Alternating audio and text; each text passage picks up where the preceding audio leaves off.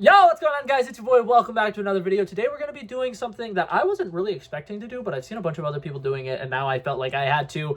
We're going to be ranking every single movie that has came out post Avengers Endgame. We're talking every single movie from Spider-Man Far From Home to the most recent Thunderbolts movie that is currently out in theaters. I personally think that for the most part Marvel has still been doing relatively decent, and I think that if nothing else they have really high highs and really low lows. I think that that's something that you're going to kind of see a little bit throughout this list, so we're just going to go ahead and dive straight into this, and feel free to leave your lists down below. Remember, my list is just my list. I connect to different characters differently because at the end of the day movies are subjective. So being said, let's dive into this, shall we?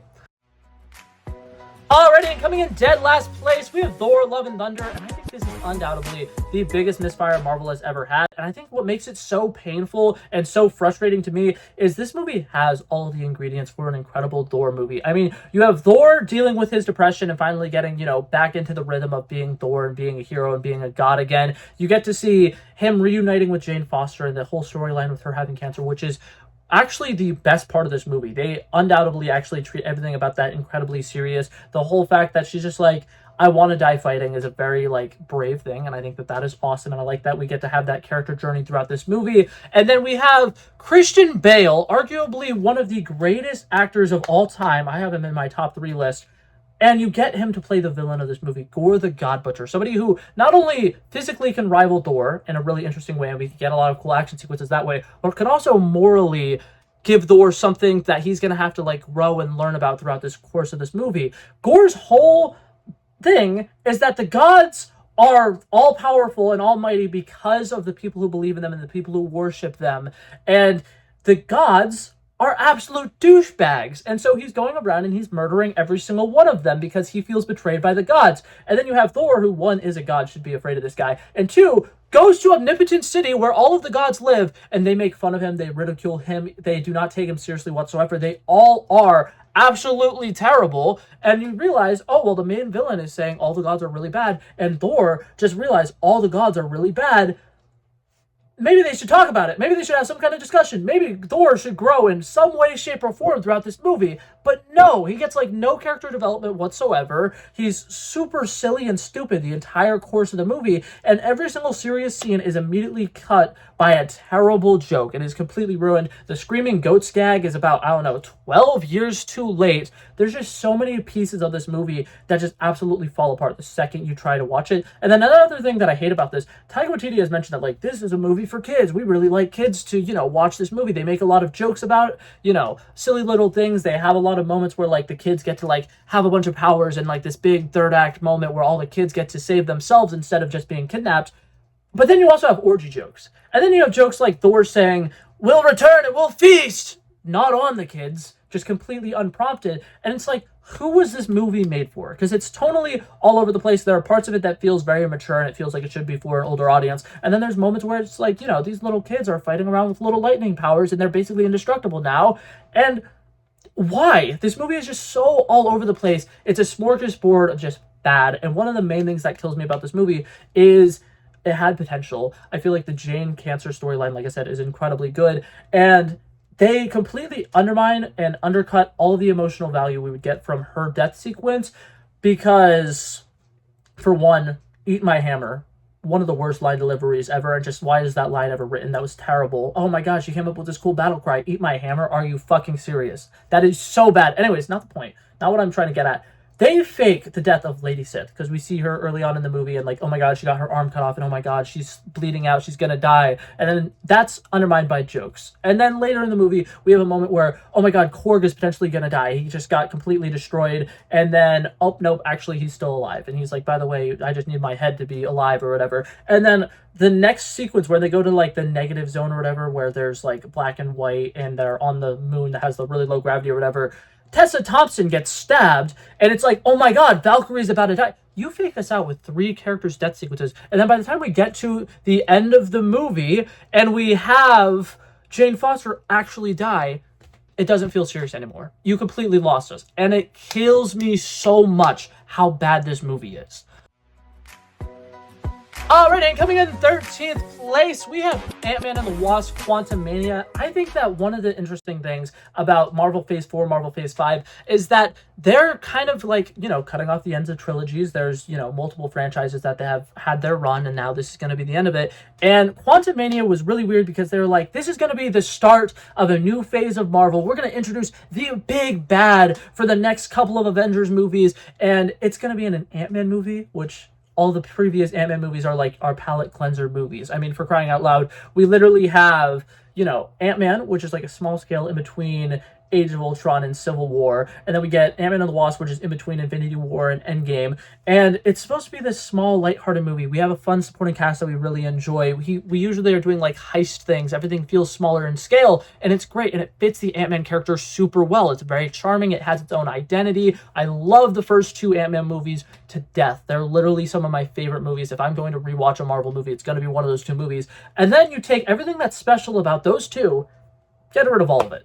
Because why? Oh, because like this director decided he wanted to do a Star Wars. We're gonna make the Quantum Realm, and it's gonna be like a Star Wars movie, and it's not gonna be a good one. At that, everything is gonna be filmed on the volume. The character's whole power is being able to shrink and grow. And instead of having him in a world where like we could actually like compare sizes of things, because like you see a lamp and you're like, oh, that's how big a lamp is. Then Ant-Man shrinks down, and you're like, whoa, that lamp is huge now. Instead, every time they shrink and grow, we're in the Quantum Realm. We don't know what anything looks like or what the size of anything is. It's so stupid and painful. And then on top of that, you have, these characters who are losing to Kang, which I do think Jonathan Majors' performance in this movie absolutely incredible. I think that Kang is a really solid villain in this movie, but he loses to Ants. Ants Ex Machina. Are you serious right now? That is just absolutely terrible, and I cannot stand just how poorly written, how poorly put together this movie is. And the post-credit scene is laughably bad. Coming in 12th place, I'm expecting to get a lot of hate for this, but we have Spider-Man Far From Home. In my opinion, this is the worst live-action Spider-Man movie ever made, and a lot of the issues that I have with this movie are massive plot things that revolve around the entire plot of this movie is dependent on two of the smartest people in the Marvel Cinematic Universe, Tony Stark and Peter Parker, being freaking idiots. Tony Stark, the man who literally made him... When he made Spider-Man's first suit, he put training wheels on it. He made it where there's a bunch of different things, and he can't unlock those unless he, learns how to do specific tasks. And then all of a sudden, he's going to give a pair of glasses that has every single Stark drone that he has ever made just instantly connectable to these pair of glasses, and he's going to give it to Peter. And instead of having, a long, written out, letter saying, hey, goodbye to you, I really love you, you're, an incredible person, here are these glasses for whenever you're ready for them, he leaves him some vague-ass note, and then Peter Parker, who, in his own right, is a genius and also is in mourning this entire movie, takes the only thing that Tony Stark left for him, and he immediately gives it to somebody else? No! That's not how grieving works. That's the only thing he has from Tony Stark. Why would he give it away to somebody? That makes absolutely no sense. I don't understand the whole thought process of, okay, well, the line's going to be like, for the next Iron Man, here's for you. No! That's so painfully stupid, and I hate that. And I will say, I love Mysterio in this movie. I think that the illusion sequences are absolutely incredible. There's a lot of really fun action sequences that come out throughout this movie, and I think that him learning how to use his Spidey sense in this movie, phenomenal. But it does not make it better than, the best Spider-Man scene that we've had in the entire MCU gets cut out of this movie. If you go watch, Spider-Man Far From Home deleted scene, you can literally find it on YouTube. That's the best Spider-Man scene we've gotten in the entirety of the MCU, and they cut it out of this movie. And then another thing that absolutely kills me about this, the writing of the teenagers in this movie is so painfully bad. It feels like when adults are trying to write teenagers, and you can tell they don't really know how they talk or interact. So it leads to a lot of secondhand embarrassment. It leads to a lot of really bad dialogue that's just cringy. And overall, I just cannot rewatch this movie. I'm not a big fan of it. Alrighty, and coming in 11th place, we have Captain America Brave New World. It does kind of kill me to put this low on my list. However, it is undeniable that this movie literally feels like it is Mod Podge together. All of the reshoots are absolutely obvious and incredibly clear. I think the fact that there's no establishing shots, which I know, such an incredible nitpick, but it kills me. The amount of times that they are in a facility somewhere, or all of a sudden they're somewhere else, and they don't have a shot to kind of be like, oh, by the way, this is where they are now, is so jarring to me, because like we're used to Marvel where like anytime they go to a different city, they put something on the screen that are like this city. Every time they go to, you know, like a specific headquarters, they put up the coordinates and stuff in the corner. So this movie to me just feels incredibly disorganized. And then I think one of the most painful things about this movie is it's a Captain America movie, but the main character is kind of Red Hulk and President Thaddeus Ross. I love Harrison Ford. I think that his performance in here is absolutely incredible. And he is the only character that is given a character arc throughout this movie. And I think that that's awesome, right? I think that he does good in this. But at the same time, this is supposed to be a Captain America movie, and Sam Wilson doesn't really grow at all throughout the course of this movie. Don't get me wrong, there are some action sequences that I think are actually relatively good. I think that the aviation sequences are incredibly fun. I like the fact that we're building on, you know, Tiamat, even though we're probably never going to see or hear anything from the Eternals ever again. And I think that just overall, there's a lot of elements of this that work, but at the same time, this movie is a mess. And I think that the dialogue isn't necessarily great. I think that it feels incredibly cheap, because there are so many sequences where there are no extras whatsoever, and they're in like very open public places where there definitely should be extras. And then on top of that, the leader's plan, he's supposed to be a genius, but like his plan doesn't work out multiple times. And then another thing is they spoiled the Red Hulk reveal, which would have been really cool had we not known that that was happening before the movie.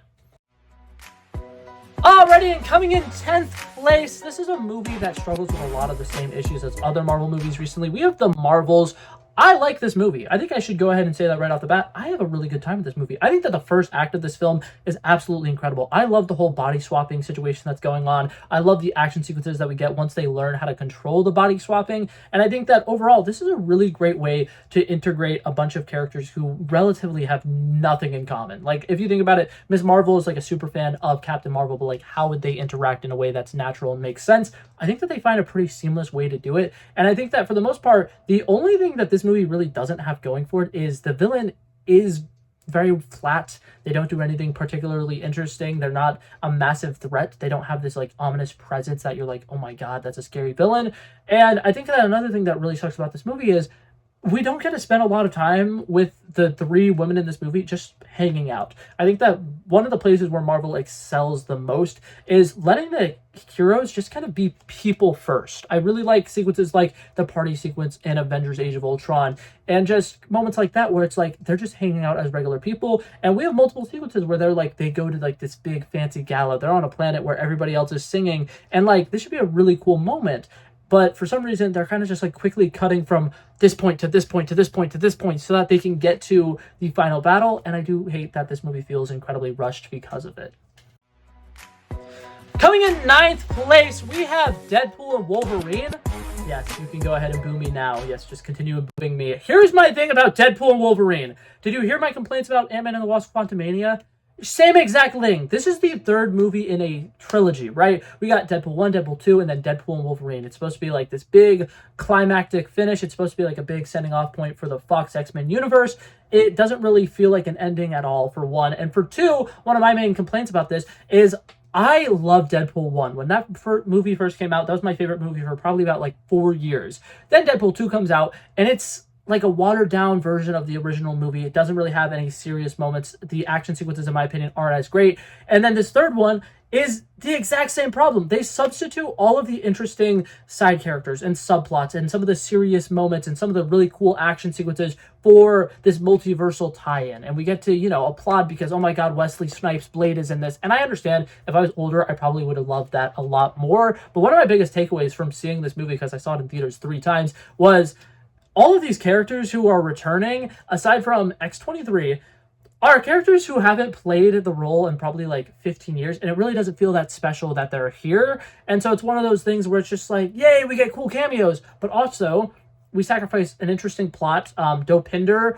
and Colossus and Negasonic Teenage Warhead, 3 characters who have been very integral to these Deadpool movies, are completely not in the movie at all, and it just absolutely kills me. And on top of that, I feel like the humor in this movie is even worse. I feel like each Deadpool movie has just gotten worse and worse and worse, and I love Ryan Reynolds, but in 9 years of playing Deadpool or something like that, he hasn't changed anything. He hasn't evolved. He hasn't made humor that is better, and this movie just like fails on the rewatchability of it, in my opinion, because like I said, I saw it in theaters 3 times.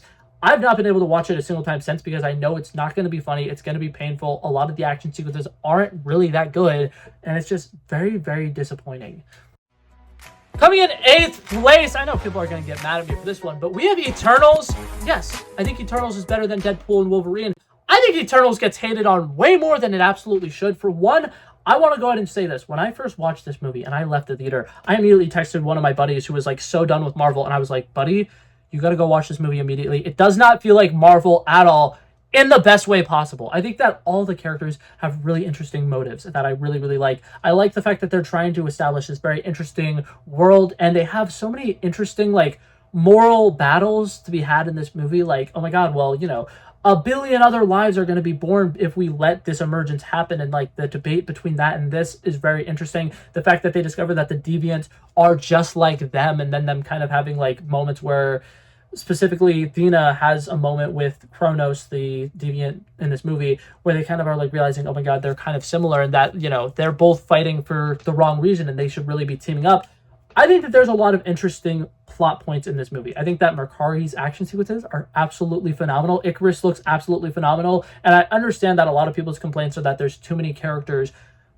I think they worked for the most part. Obviously, Ajax's death is not going to be impactful towards literally anybody, but Gilgamesh's death got me. That one was good. I thought that was really interesting. I like the fact that Icarus flies into the sun at the end of this movie. I think that the costumes look absolutely incredible. It looks sleek. And I like that, for the most part, everything felt very real. I loved the sequence where Druig complains about the fact that they have the power to do more, and instead they're just kind of like letting the people and humanity fail. I love it. I think that this movie has so much charm, so much potential, and just feels unlike anything Marvel's ever done. And I really think that they should be taking more risks like this Eternals movie. And I think an Eternals 2 would have been incredible because they already got out of the way introducing too many characters at once. But that's just my thoughts. Now, coming in 7th place, this movie just got a whole lot better. Black Widow. I still think that this movie was made at the completely wrong time, but now that I've seen Thunderbolts, I fully understand kind of why they felt the need to completely release this movie and make it out there to the public, because introducing characters like Red Guardian, Yelena Belova, is very, very important for everything that going forward in the MCU, and I really love that. And I think overall, this movie does have a lot of very fun, like, spycraft moments. Originally, I really had a lot of resentment towards this movie because they constantly were, like, teasing, oh my god, it's unlike any Marvel movie you've ever seen before. It's going to be an interesting spy thriller.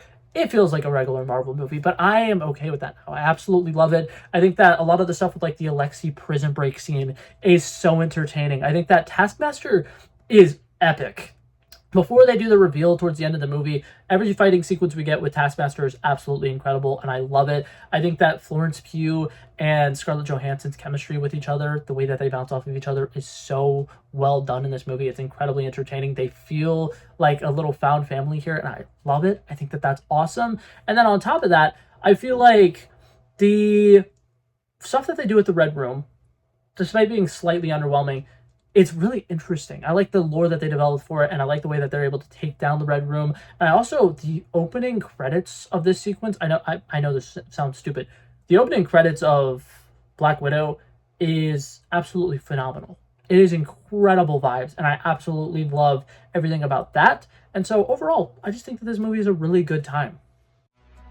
Alrighty, and coming in 6th place, this is, in my opinion, where they start getting really good. We got Doctor Strange and the Multiverse of Madness. I know a lot of people are mixed on this, and I will admit, for a movie that is titled Multiverse of Madness, I am upset that we don't go to more multiverses, but that being said, the Illuminati is incredible. I love the entire action sequence with the Illuminati versus the Scarlet Witch. I think that she's so menacing in this movie. The sequence where she infiltrates Comertage, and then they have the sequence where, like, she gets into the building or whatever, and then she's using the reflections to jump around the room, and she has, like, her hand sticking out. Oh my god.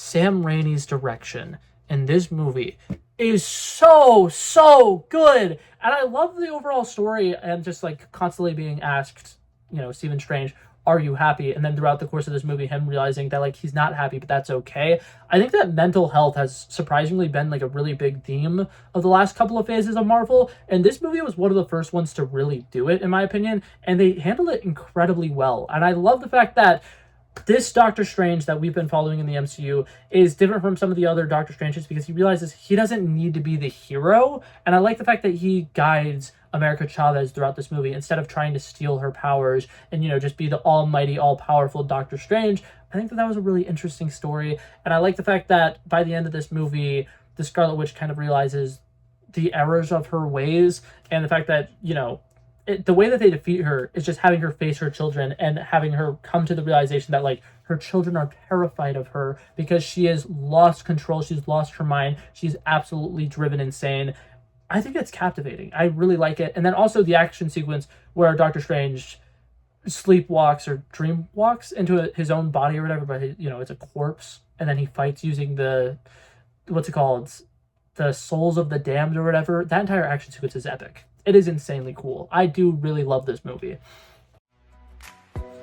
Alrighty, and starting off our top 5, we have Black Panther, Wakanda Forever. I think that this movie is absolutely incredible. I think, for one, the production design is absolutely beautiful. I think that the way that this movie plays a tribute to Chadwick Boseman is absolutely phenomenal. Namor is an absolutely incredible villain, and the opening sequence of this movie might be the greatest scene that Marvel has ever produced. I don't think any scene has hit me as much as that scene has, and the whole thing with Shuri, running around a lab, trying to do everything that she possibly can to potentially save her brother, trying to, make some new heart-shaped herb type supplement that she could potentially use to save him, and then him ultimately flatlining and her being in denial about the fact that he's gone is so emotional, so heartbreaking. And I like that this movie, instead of recasting Chadwick Boseman to, do the original plan that they had of, there being a new, Black Panther and his son, and they're going to do this journey, Ryan Coogler turned around and was like, you know what, we're going to completely redo this. We're going to make something that pays homage to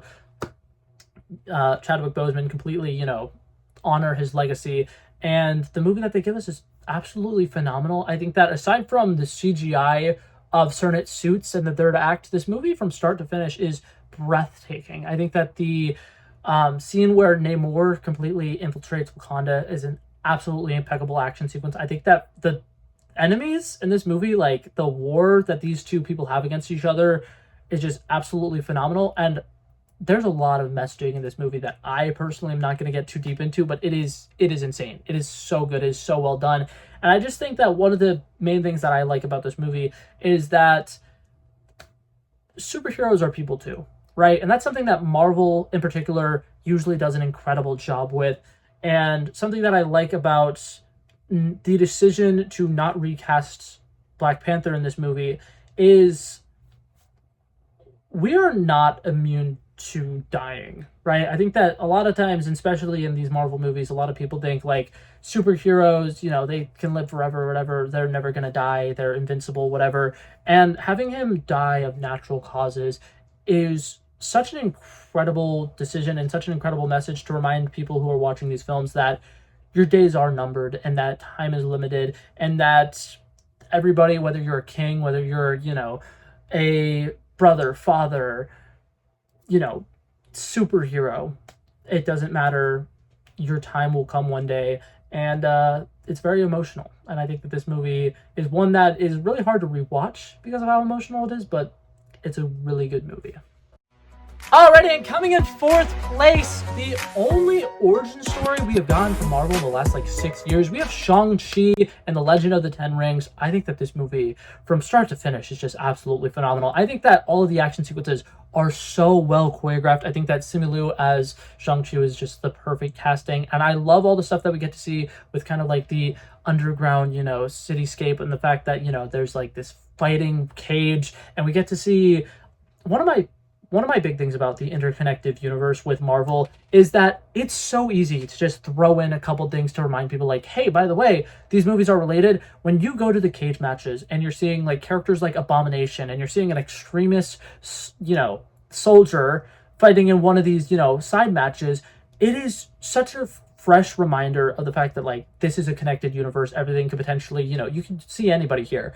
But that being said, it doesn't take away from the fact that this movie is its own story. I love the fact that they are able to interweave his past through the flashback sequences throughout this movie. I love the fact that they do something pretty dark and deep with the fact that when he had to go on a mission to murder somebody when he was 16 or so, he actually went through with it and he murdered somebody and then he ran away. That's incredibly dark. That's incredibly sick. And I think that Wenwu one of the best villains we've had in all of Marvel, and the fight sequences between him and Shang-Chi at the end of the movie, fantastic. And overall, I just love how mystical this movie feels. It feels incredibly grounded in the sense that, like, bus fight sequence, absolutely phenomenal, typical, martial arts. The fact that they are just, regular everyday people. He's a ballet driver, for crying out loud, but then they can go to the world of Ta Lo, and it doesn't feel out of place. It's great. This movie is another one that, like, deals with the balance perfectly. Alrighty, but starting off our top 3, we have Spider-Man No Way Home. Here's the thing. I love this movie. I think that it is undeniable that this is one of the best theater experiences we've had in a really long time. This movie saved cinema. I loved, don't get me wrong, this is a little tangent, I don't care. Top Gun Maverick, yes, it's an incredible movie. Yes, a lot of people went out to see it. That movie came out like 6 months after this movie, and everybody was like, yeah, that's the movie that saved cinema. This movie got $1 billion too, people. Anyways, now that tangent's over, to get into this movie, I think that the way that they made it so that these 3 movies that Spider-Man has had in the MCU is a slow burn origin story for Peter Parker is absolutely incredible. The way that they leave him off at the end of this movie completely alone is so exciting. To see what he's going to do in the future is so fascinating. I love the fact that we almost got a Sinister Six in this. Why couldn't you have just thrown in an extra villain? You could have thrown in literally any random villain into this movie to make it a Sinister Six. They made it 5. Okay, thank you guys. That's fantastic. But obviously, I love the fact that we're able to get back people like J.K. Simmons as J. Jonah Jameson, which I know he's the J. Jonah Jameson of this universe. It still counts. We get to see Alfred Molina's Doc Ock. We get to see... Why am I blanking on his name right now? William Dafoe's Green Goblin back again, and it all feels incredibly natural. It's not necessarily a plot point error, except for, I will admit, I am still upset about the fact that Jamie Foxx doesn't know who Peter Parker is. And the whole rules that they establish is that everybody who knows Peter Parker is entering this universe. So when, he takes off the mask and he sees it's a white guy and he's like, oh man, I really thought for sure Spider-Man was black. That's a plot hole. Anyways, not the point. There's a lot of plot holes of this movie. Don't think about it. The more you think about it, the more this movie falls apart. And that's why it's at my number 3 spot. I try not to think about it. I just try to enjoy it because the comedy in it is great. The stuff with Doctor Strange is fantastic. I love the fact that Spider-Man is able to defeat Doctor Strange in the mirror dimension because he just realizes it's geometry. That's awesome. That's the kind of stuff we need more out of Peter Parker because he's a genius. But yeah, I love this movie. I think that this movie is absolutely fantastic. Do I think it misses a lot of opportunities with the multiverse? Yeah. Am I going to stop whining about it? Also, yeah, because it is entertaining and there's some great action sequences. And, Andrew Garfield saving Zendaya, incredible moment. We get to see Matt Murdock in the MCU. I remember watching this in theaters. I cheered for that. Nobody else did. I cheered for that. Incredible moment. Incredible moment.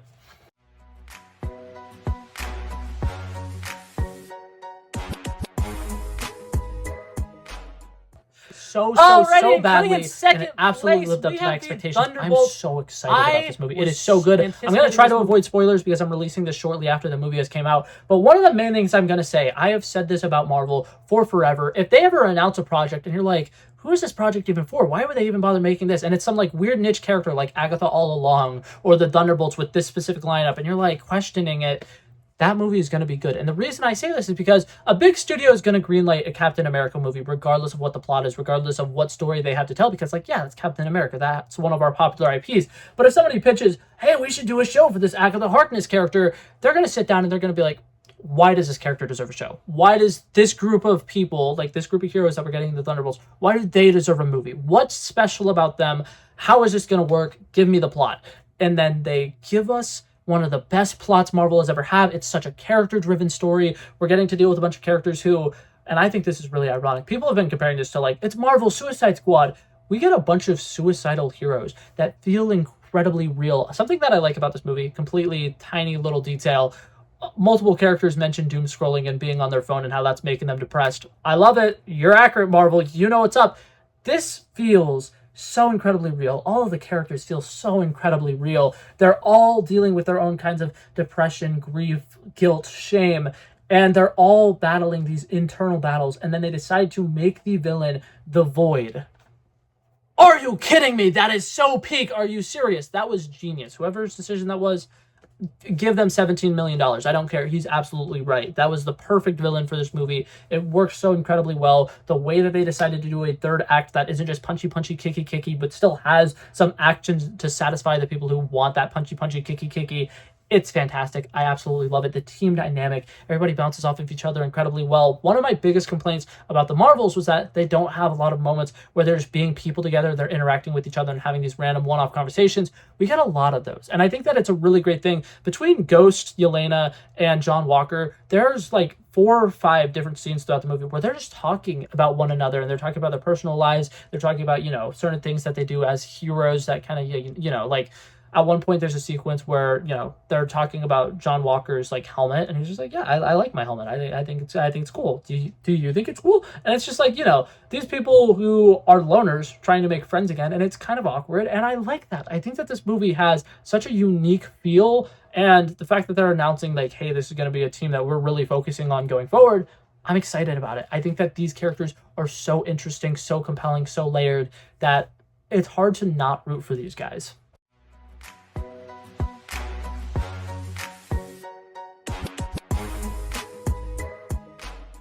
Our original, but coming in first place, and this movie to absolutely bookends, in my opinion, the best Volume 3 of all time. Absolutely incredible. James Gunn just is such a phenomenal director. The playlist for this movie, the soundtrack for this movie, are you kidding me? Starting it off with the song Creep. So good. Ending it with The Dog Days Are Over. So good. And from start to finish, this movie is just absolutely phenomenal. I like the fact that throughout this film, there are so many different moments that it feels like different characters can die. Early on in the movie, oh my god, Rocket's potentially going to die. Halfway through the movie, oh my god, Drax is going to die. At the end of the movie, oh my god, Star-Lord is going to die. But they don't. And it still absolutely rips your heart out every single time it happens, because these are characters you're so emotionally invested in, and they're going through a lot of trauma. They're going through a lot of hardship. They are absolutely losing fights left and right, which I love. I love when a director isn't afraid to make their characters lose. That's what makes them more interesting and more worth watching, and I absolutely love that. I think that that's fantastic. I think that the overall team dynamic, once again, phenomenal. I think that they do such a great job with the Guardians of the Galaxy. I mean, all these actors just bounce off of each other incredibly well, and it's so fun to watch. I think that, I'm going to butcher his name, but the actor who plays the High Evolutionary is so incredible in this. I think that he's one of the best villains that we've had in the entirety of Marvel. And I love the fact that he's just evil for the sake of being evil. The line where he says, "There was no God, so I stepped in." But coming in first place, and this should be a surprise to absolutely nobody, we have Guardians of the Galaxy Volume 3. Absolutely phenomenal. And overall, I just love the fact that this movie dives into one of its most important characters, Rocket. We get to see his backstory. We get to understand why he is the way that he is. And it's insanely emotional, but it still has the comedy you come to expect from the Guardians of the Galaxy, the music you come to expect from Guardians of the Galaxy, and just some of the best action sequences and team dynamics we've seen in forever. I think that the hallway fight sequence might be one of the best fight sequences in the entirety of the MCU. And the fact that we got to see the comic accurate Guardians costumes was also awesome.